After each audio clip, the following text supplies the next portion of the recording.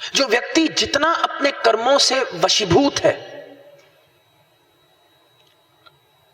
उस व्यक्ति को अपनी साइकोलॉजिकल वैल्यू, क्योंकि वो भीतर से नहीं आ रही, उसको बाहर से बटोरने की जरूरत महसूस होगी। मैं एक बहुत अमीर आदमी से मिला, कहता है ईशान भैया मेरा पूरा परिवार कभी भी अपने पे पैसे नहीं खर्चता, अहंकार पे पैसे खर्चता है। मैंने कहा क्या मतलब? कहते हैं हमने $10,000 का जूता खरीदा, अपने लिए थोड़ी खरीदा, हमारा क्या हो जाएगा अगर हम ये जूता पहन लेंगे, हमने खरीदा कि दूसरे हमारे बारे में क्या सोचते। और ये भी एक साइकोलॉजिकल नीड है जो मैनिपुलेट करती। तुम एक मोर को देखो, वो दूसरे मोर को देख के अपना पंख हिला देगा, ठर्र मेरे पंख तेरे पंख से ज्यादा अच्छे हैं। वही पीकॉकिंग जो जानवरों में है हमारे अंदर भी थी, मनोविज्ञान ने समझ लिया, मार्केटिंग वालों ने पकड़ लिया कि आओ this need to peacock, let us manipulate. और ठीक है, एक हद तक मैनिपुलेशन भी ठीक है, पर उस हद तक कि सुपर नॉर्मल स्टिमुलस ही हो जाए कि अब हमें परवाह ही नहीं कि हम अपने साथ कैसे हैं, केवल कि हम दिखावे में कैसे हैं। मुझे मेरे गुरु ने बहुत पहले कलकत्ता में बताया था, बेटा तू 10 लोगों के सामने क्या करता है ये निर्धारित नहीं करेगा कि तू कितना सफल होगा जीवन में। जब तू कमरे में अकेला बैठा है तब तू क्या करता है ये निर्धारित करेगा कि तुझे शिव मिलेंगे या नहीं। क्योंकि लोगों के सामने तो सुपर नॉर्मल स्टिमुलस है, 10 लोगों के सामने तो कुछ भी करो, 10 लोगों के सामने नमः शिवाय कर दो, 10 लोगों के सामने नाच लो गा लो, लेकिन जब अकेले कमरे में बैठे हो तब कुछ नहीं करने को, आईपैड उठाओ चालू हो जाओ। और फिर सुपर नॉर्मल स्टिमुलस तुम्हें इतना भारी कर्म बंधन में डाल देगा कि समझ आनी बंद हो जाएगी, क्या सही है क्या गलत है। तुम्हें लगेगा कि ये चीज सही है, क्यों लगता है ये चीज सही? आकर्षण।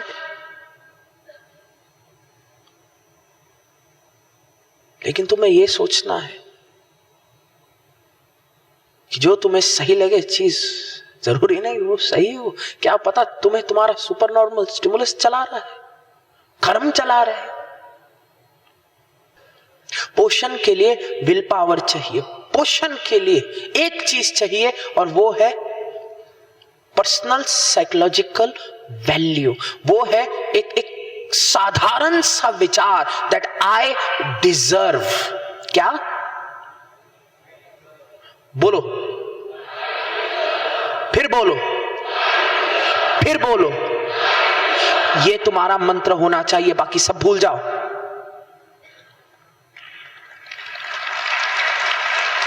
I deserve. And what do I deserve? I deserve health. और अगर तुम्हें लगेगा you deserve health, तो कोई आदमी आएगा केवल तुम्हारे पास स्वाद लेके, ऐसा स्वाद जिसमें पोषण है नहीं, तुम बोलोगे भाई भाग यहां से, I deserve health। कोई मुझसे पूछता है ये कलयुग क्यों है, मैं कहता हूं कलयुग इसलिए क्योंकि हमारे प्रति विभस्त भाव बढ़ चुका है। विभस्त भाव का मतलब सुसाइडल टेंडेंसी, और सुसाइड हमेशा क्षण भर में नहीं होता कि सर पे गोली मार लो ठा सुसाइड हो गया। हर आदमी जो मैं मिलता हूं वो सुसाइडल है। क्यों? क्योंकि सुसाइड कभी कभार स्लो डेथ भी हो सकती है, स्लो पॉइजनिंग भी हो सकती है। सुसाइड हमेशा क्षण भर का नहीं होता, कभी कभार 20 साल लगते हैं सुसाइड करने में, 50 साल लगते हैं सुसाइड करने में। जिस आदमी को लगता है he doesn't deserve, वो अपने आप को स्लो डेथ दे रहा है। क्यों? सही खाना नहीं खाएगा, सही पढ़ाई नहीं करेगा, सही सोएगा नहीं, सही जागेगा नहीं।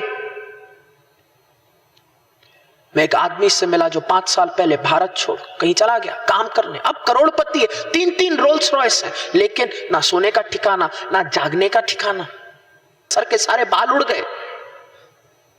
मेरी उम्र का है लेकिन दाढ़ी पूरी सफेद हो गई। और कह रहा भैया मैं बहुत अमीर हो गया। मैंने कहा जिस चीज के लिए तुझे सुसाइड करना पड़े?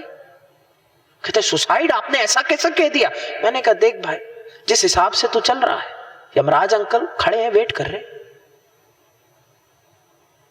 ठीक है तुम कमाई करो, तुम मेहनत करो, लेकिन तुम समझो कि केवल तुम्हें पैसा नहीं कमाना, केवल तुम्हें लोगों से मान नहीं कमाना, तुम्हें और बहुत कुछ कमाना है। तुम्हें स्वास्थ्य कमाना है, तुम्हें दिव्यता कमानी है,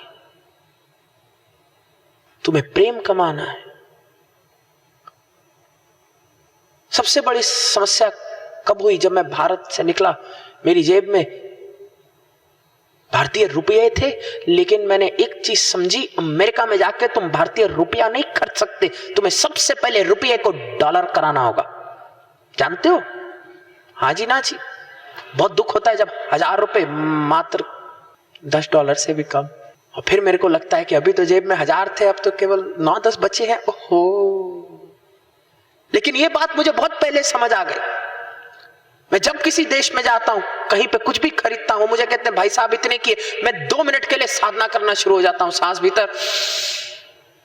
क्यों? क्योंकि मैं फोरेक्स कर रहा हूं। हर भारतीय करता है। और ये चीज मैं बहुत पहले समझ गया था कि अगर तुम्हें अमेरिका में कुछ खरीदना है, तुम्हें डॉलर चाहिए, तुम रुपयों से नहीं खरीद सकते। यही कानून फोरेक्स का लागू होता है जीवन में। तुम नौकरी करते हो पैसा कमाने के लिए, और उस पैसे से तुम खाना, कपड़ा, रोटी, मकान खरीद सकते हो, लेकिन उस पैसे से तुम प्रेम नहीं खरीद सकते। समस्या कब आती है? जब तुम पैसे से प्रेम खरीदने की कोशिश करते हो। वो प्रेम बहुत टेम्परेरी होगा, लेकिन वो प्रेम नहीं है। तुम पैसे से बच्चे की स्कूलिंग खरीद सकते हो, लेकिन आचरण नहीं खरीद सकते। बहुत बढ़िया स्कूल में तुम डाल दो, 3-4 नौकर रख दो बच्चे के आसपास, तुमने बच्चे को सब कुछ दे दिया सिवाय आचरण के। अगर तुम्हें अपने बच्चे को आचरण देने, तो तुम्हें आचरण कमाने होंगे। आचरण तुम कैसे कमाओगे? आचरण के ऊपर समय खर्च के। बोलो, मानते हो? हाँ जी, ना जी। There is no substitute to parenting. तुम 10 आया रख सकते हो, पर देयर इज नो सब्स्टिट्यूट। जो समय एक पिता अपने बच्चे के साथ व्यतीत करता है, या जो समय एक माँ अपने बच्चे के साथ व्यतीत करती है, उसका कोई सब्स्टिट्यूट है ही नहीं। स्कूलिंग खरीदी जा सकती है, आचरण नहीं। आचरण अलग से कमाने होंगे। और जैसे तुमने ऑफिस में समय डाला पैसा कमाने के लिए, तुम्हें बच्चों पे समय डालना होगा आचरण कमाने के लिए।